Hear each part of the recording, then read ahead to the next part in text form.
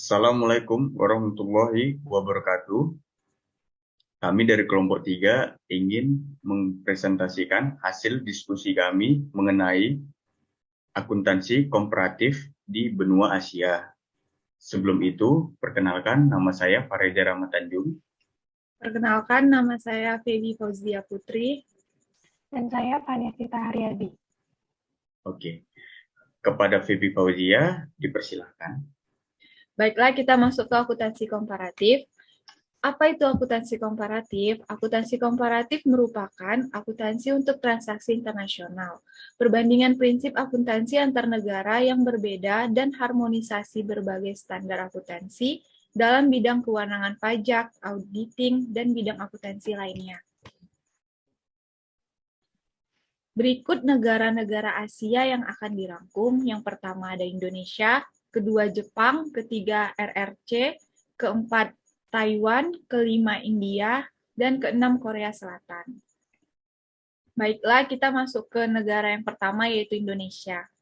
Regulasi akuntansi di Indonesia mengikuti praktik akuntansi Amerika Serikat pada tahun 1970, Ikatan Akuntansi Indonesia atau IAI, membuat kode dan diadopsi oleh prinsip dan dasar akuntansi berdasarkan Generally Accepted Accounting Principle atau GAAP Amerika Serikat pada waktu itu. Sistem akuntansi Indonesia berfokus kepada informasi yang dibutuhkan oleh investor di atas permintaan pemerintah. Pada tahun 1974, IAI membuat Komite Standar Akuntansi Keuangan untuk membuat standar keuangan. Pada tahun 1994, Komite Standar Akuntansi Keuangan direkonstruksi sebagai aturan standar akuntansi yang lebih independen atas IAI. Sekarang Dewan Standar Akuntansi Keuangan atau DSAK bekerja untuk mengharmonisasi standar akuntansi Indonesia dengan International Financial Reporting Standard atau IFRS. Adapun standar akuntansi di Indonesia, yang pertama, standar akuntansi keuangan atau SAK, yang kedua, standar akuntansi keuangan entitas tanpa akuntabilitas publik atau SAK etap, yang ketiga, standar akuntansi keuangan entitas privat atau SAKEP, yang keempat, standar akuntansi keuangan entitas mikro, kecil, dan menengah atau SAK EMKM, yang kelima, standar akuntansi keuangan syariah atau SAK syariah. Pelaporan keuangan di negara Indonesia, yang pertama, laporan laba rugi, yang kedua, laporan arus kas, yang ketiga, laporan perubahan modal, keempat, laporan neraca, kelima, catatan atas laporan keuangan. Baiklah, berikutnya kita masuk ke negara Jepang.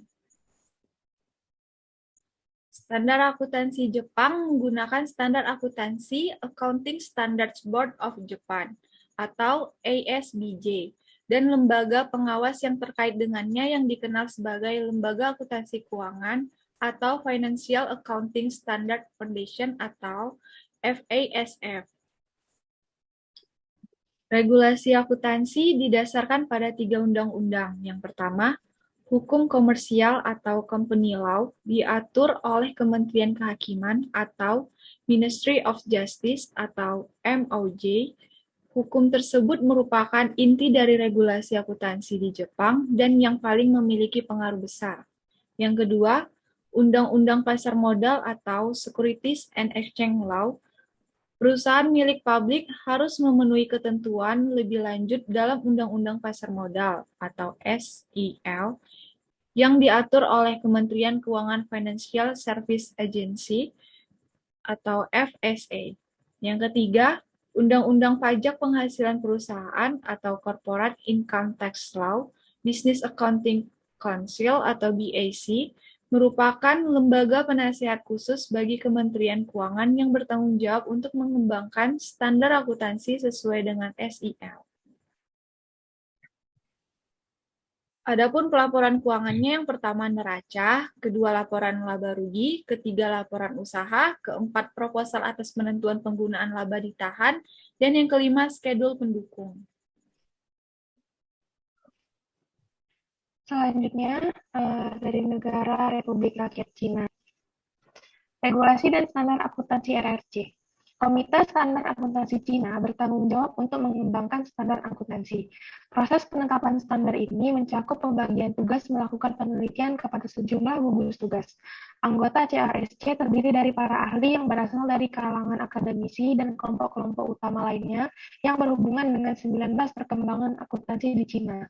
CASC telah menerbitkan standar akuntansi terhadap masalah-masalah seperti laporan arus kas, restrukturisasi hutang, pendapatan, transaksi non-moneter, kontingensi, dan sewa guna usaha. Laporan keuangannya yang pertama neraca, laporan laba rugi, laporan arus kas, catatan atas laporan keuangan, dan penjelasan kondisi keuangan. Laporan tambahan diwajibkan untuk mengungkapkan penurunan nilai aktiva, perubahan direktur permodalan, dan penyisihan laba. Laporan keuangan harus dikonsolidasikan bersifat komparatif dalam bahasa Cina dan dinyatakan dalam mata uang Cina. Laporan keuangan tahunan harus diaudit oleh seorang CPA Cina. Lalu selanjutnya Taiwan. Regulasi dan standar akuntansi Taiwan. Hukum akuntansi komersial yang diamandemen pada tahun 1987 mengatur catatan akuntansi dan laporan keuangan Taiwan. Hukum ini berlaku bagi perusahaan yang didirikan kecuali untuk persekutuan kecil atau perusahaan perseorangan. Standar akuntansi di Taiwan, Financial Accounting Standards Committee (FASC), ditetapkan oleh Lembaga Pengembangan dan Penelitian Akuntansi untuk memajukan standar akuntansi dan auditing serta membantu perusahaan untuk memperbaiki sistem akuntansinya. Laporan keuangannya ada neraca, laporan laba rugi, laporan perubahan ekuitas pemilik, laporan arus kas, dan ada catatannya.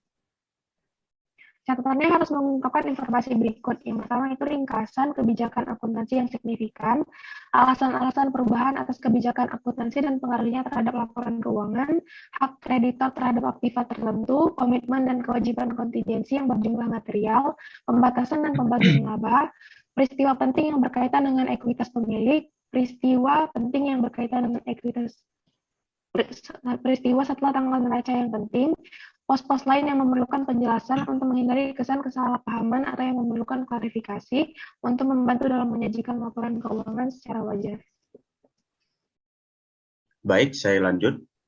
Yang kelima ada negara India, regulasi akuntansi Undang-Undang tahun 1857 dan hukum pertama berhubungan dengan pemeliharaan dan pemeriksaan catatan akuntansi 1866, Indian Accounting atau IS dan Auditing Assurance Standards atau AAS. Standar akuntansi. Yang pertama ada The Institute of Chartered Accountants of India. Yang kedua ada Accounting Standards Board, Auditing and Assurance Standards Board. Yang ketiga Securities and Exchange Board of India. Pelaporan keuangan di India. Yang pertama, neraca 2 tahun. Yang kedua, laporan laba rugi. Yang ketiga, laporan arus kas. Dan yang keempat, kebijakan akuntansi serta catatan. Baik, yang keenam, ada negara Korea Selatan. Standar akuntansi Korea Selatan. Korea Accounting Standard Board atau KASB telah merilis sebuah laporan pada pelajaran dari adopsi Korea dari International Financial Reporting Standards atau IFRS. Korea mengumumkan roadmap untuk adopsi setara Korea International Financial Reporting Standards atau KIFRS pada tahun 2007. Berdasarkan peta jalan, semua perusahaan yang terdaftar diminta untuk menyiapkan laporan keuangan tahunan mereka di bawah KSAK dari 2011. Selain itu, perusahaan yang terdaftar selain lembaga keuangan yang diizinkan untuk menerapkan KIFRS mulai tahun 2009. Adapun pelaporan keuangan, yang pertama, laporan posisi keuangan. Yang kedua, laporan laba rugi. Yang ketiga, laporan perubahan modal. Yang keempat, laporan arus kas. Dan yang kelima, catatan atas laporan keuangan. Itu saja yang bisa kami sampaikan.